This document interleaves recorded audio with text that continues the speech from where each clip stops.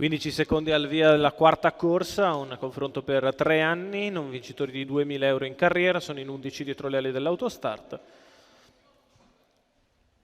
Prova in cui Galatea Dani è stata giocata in maniera importante, la quota è scesa al 70%. Giampaolo Minnucci in Saiki per Gennaro Casillo, i colori della Varen Futurity. 70% contro il 5 di Gorek Daghi, il 6 di Janira Kaf, questi più attesi.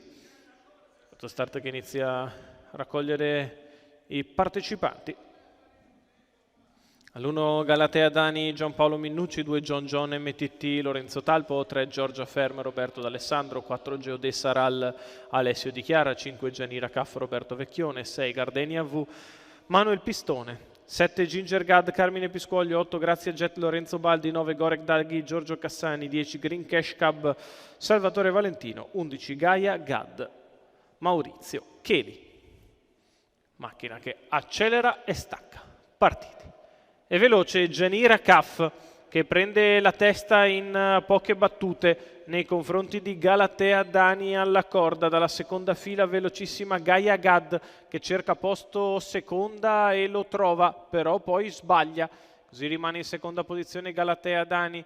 In terza Numero si sistema 11, Geodessa Gaia Gad, Ral che precede il 3 di Georgia Ferm. 14-8 il lancio da parte di Janira Kaf che vede profilarsi al suo esterno la sagoma di Galatea Dani, la quale trova terreno fertile e passa al comando. 31-3 i primi 400 metri di corsa. Galatea Dani in vantaggio nei confronti di Janira Kaf.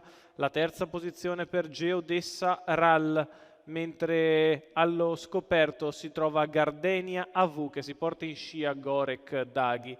47,7 per i primi 600 metri di corsa. Galatea Dani in vantaggio nei confronti di Janira Kaf.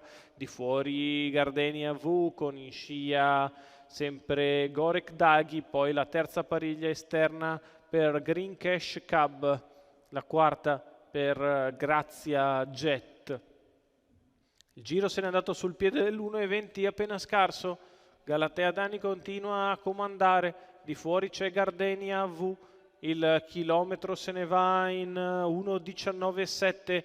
Gardenia che attacca Galatea Dani che si difende, ma Gardenia è insistente all'esterno e tende a passare a 450 dalla conclusione. Gardenia V in vantaggio, all'esterno Gorek Daghi che prova ad avvicinarsi, poi ancora Galatea Dani e quindi Janira Kaf. Gorek Daghi che va all'attacco di Gardenia V che ha una lunghezza da gestire all'ingresso dell'addirittura d'arrivo. Gardenia in vantaggio, Gorek che ci prova di fuori, ritorna di dentro Galatea Dani a largo di tutti. Janira Kaf passa Gorek Daghi, si riprende di dentro Galatea Dani che è in vantaggio. Galatea Dani che però sul palo perde l'azione ed è tutta da rivedere. All'esterno c'è il finale da parte di Janira Kaf tra i cavalli Gorek Daghi, 34 ad arrivare, 1,17,5 e qui è da vedere e rivedere.